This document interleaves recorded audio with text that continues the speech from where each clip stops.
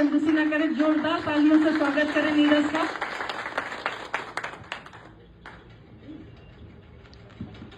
बहुत बहुत धन्यवाद आपका। आज मूक क्रांति के महानायक आदरणीय बेबी मंडल साहब की जन्मजयंती पर हम सभी यहाँ उपस्थित हैं। सर्वप्रथम हम माँ भारती की इस वीर सपूत को नमन करते हैं, वंदन करते हैं और आप लोगों का आभार व्यक्त करते हैं कि आप लोग अपना कीमती समय निकालकर आज इस कार्यक्रम को सफल बनाने के लिए जो है निजामाबाद की मिट्टी पे आए। सबसे बड़ा सवाल ये नहीं है कि जातियां, धर्म, मजहब। सबसे बड़ा सवाल आज के समय में है कि इंसानियत कहां पे खड़ी है। मानवता जिसे दुनिया में सर्वोपरि स्थान दिया गया है, आज उसका वजूद क्या है। अभी हमारे बीते कुछ दिन पहले बड़े भैया पप्पू यादव जी ने एक आवाज उठाई थी मेडिकल क्षेत्र में जो है, तो आप सभी को समझना होगा जो भी चीजें हैं ये चीजें बाद में हैं। सबसे पहले हमें जो बेसिक चीजें हैं, शिक्षा, स्वास्थ्य, रोजगार, भोजन, इन सब चीजों पे काम करने की आवश्यकता है। समाज में जो जाति चीजें बटी हुई है, जनरल है, सामान्य है, ओबीसी है, एसटी है, ये चीजें बाद की बात है। लेकिन सबसे पहले जो मूल चीज है शिक्षा, स्वास्थ्य, रोजगार, भोजन, यदि इन चीजों को हम मजबूत नहीं बना पाएंगे, बेहतर नहीं बना पाएंगे, तो आप किस भारत की कल्पना कर रहे हैं और आप किस मंडल कमीशन की कल्पना कर रहे हैं।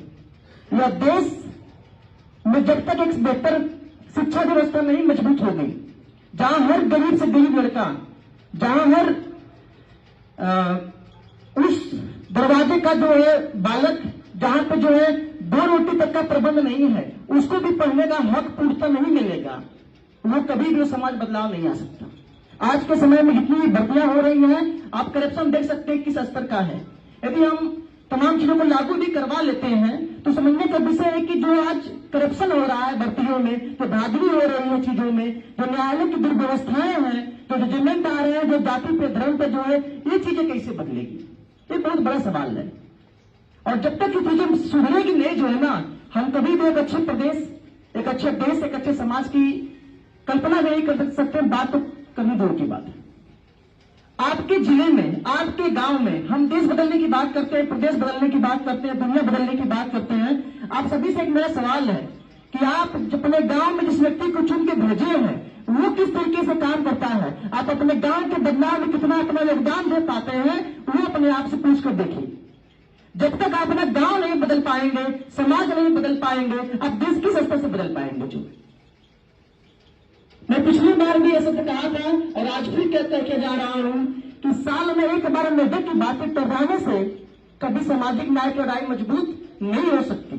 अगर आपको सामाजिक न्याय की लड़ाई मजबूत करनी है तो हमारी बड़ी बहन जो आज बेबी मंडल साहब की जन्मजयंती के कार्यक्रम रखे हैं, इनके जैसे 50 लोगों को समाज में आगे आना होगा और हर दिन, हर महीने, हर सप्ताह निकलकर जो है गांव जाकर लोगों को तैयार करना होगा, जागरूक करना होगा, तब हम सामाजिक न्याय की लड़ाई को मजबूती से लड़ सकते हैं।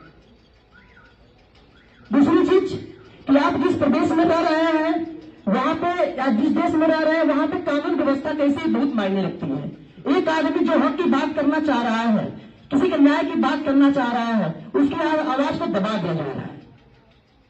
आखिर आप ही का भाई, आप ही का बेटा जो आपके न्याय के लिए, आपके समाज के लिए लड़ना चाह रहा है, यदि उसके साथ कभी गलत होगा तो कौन खड़ा होगा इस समाज की बात करने वाला, कौन खड़ा होगा न्याय की बात करने वाला। तो हम सभी को इन मुद्दों को सोचना होगा। सबसे पहले जो है आपके जिले में बहुत ऐसी चीजें हैं कि जिसपे हमें विचार करने की आवश्यकता है और एक मजबूत तरीके से लड़ाई लड़ने की आवश्यकता है।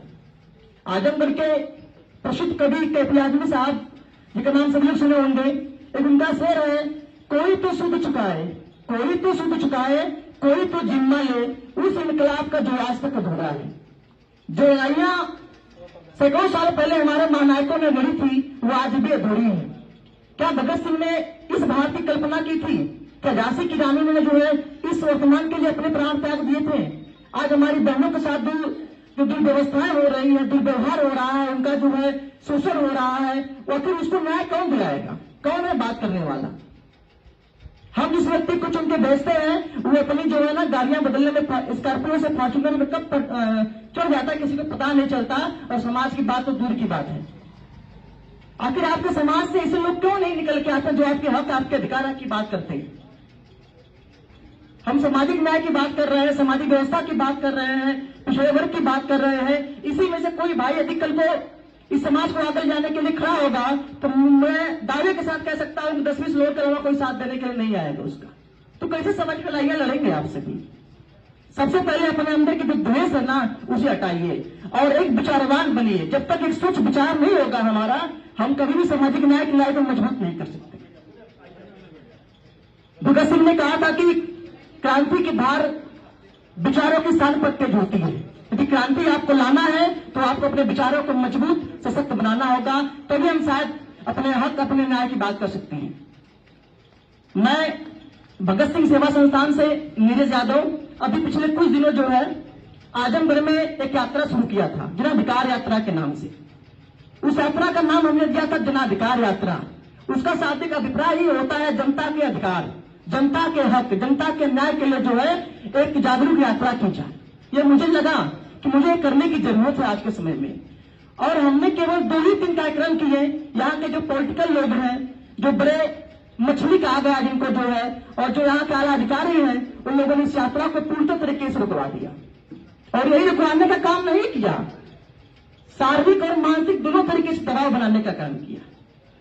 तो हालांकि उनको अभी ये पता नहीं है कि हम भगत सिंह को मानने वाले लोग हैं, हम उधम सिंह को मानने वाले लोग हैं। हम 40 साल बाद, 20 साल बाद जो हमें आके भी जलियांवाला बाग हत्याकांड का बदला लंदन में हमारे जो महानायक ले सकते हैं, तो हम 10 साल 20 साल रुक करके भी जो है ना इस चीजों को पूरा करेंगे और किसी माई के लाले अवकाश नहीं होगी कि उसको रोकने का।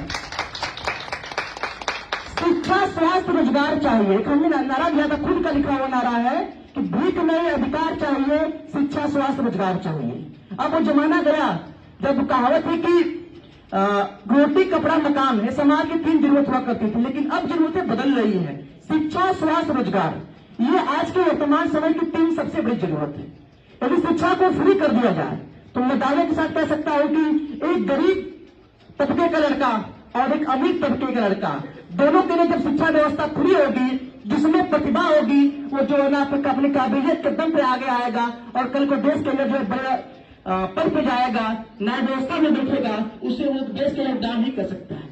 लेकिन पैसे के अभाव में प्रतिभाएं जो आगे नहीं बढ़ पा रही हैं, ये देश का दुर्भाग्य है। और स्वास्थ्य व्यवस्था की जहां तक बात है, गरीब आदमी जो आज पैसे के अभाव में जो इलाज कराने के लिए बिल्कुल देश में भटक रहा है, अस्पतालों की ये भी व्यवस्थाएं हैं कि जिन डॉक्टरों को जो है पीजीआई, सदर, बड़े बड़े अस्पतालों में इलाज का जिम्मा दिया गया था, वो उसी दरवाजे के बाहर जो है ना अपनी दुकान चला रहे हैं और कोई बोलने वाला नहीं है, कोई पूछने तक वाला नहीं है जो है। और इसी समाज के लोग जाके अपना इलाज बाहर करवा लेते हैं, लेकिन दूर दराज से आए लोग जो आज भटकते हैं, परेशान हो रहे हैं। तो शिक्षा, स्वास्थ्य और रोजगार की लड़ाई में सभी को मजबूती से लड़ना होगा, तभी शायद हम बदलाव कर सकते हैं। हम युवा हैं और युवाओं पर जो देश का भविष्य टिका हुआ है। भारत को युवाओं का देश कहा जाता है। यहाँ पे 60 से अधिक प्रतिशत युवा आबादी है और इतने बड़ी युवा आबादी के होने के बावजूद भी जो है किसी बड़े के साथ अन्याय हो जा रहा है, तो आज भी उसके माता पिता न्याय के लिए भटक रहे हैं। सोचिए कितने शर्म की बात है। मणिपुर जैसे एक राज्य में जो है हमारी बहन को जो है निवस्त करके बनाया गया, आज भी समाज किस तरह से मुंह दिखा रहा है, इन पर लानत है समाज के लोगों पे। जो समाज के ठेकेदार हैं, जो समाज को आगे ले जाने के लिए खुद को बेटा नेता कहते हैं, उनको सोचने की चीजें। अभी बंगाल में जितनी निर्ममता से हमारी बहन के साथ हत्याएं हुई हैं, अभी हमारा जो अभी अयोध्या के पास हुआ, बिहार में हुआ, ये चीजें आखिर क्यों हो रही है? नारी इस संसार की सबसे सुंदर रचना है और स्त्री को सम्मान मिलना चाहिए, क्योंकि स्त्री ही जो हमें हमारे आने वाले कल के लिए या हमारे जीवन को एक सुंदर आयाम देती है। अगर ये सुरक्षित नहीं है तो फिर आप कुछ भी कर लीजिए, कुछ भी लागू कर लीजिए, मैं दावे के साथ कहता हूं कि आपका समाज कभी बेहतर नहीं बन सकता। और इसी के साथ मैं अपनी वाणी को विराम दूंगा और अपनी बड़ी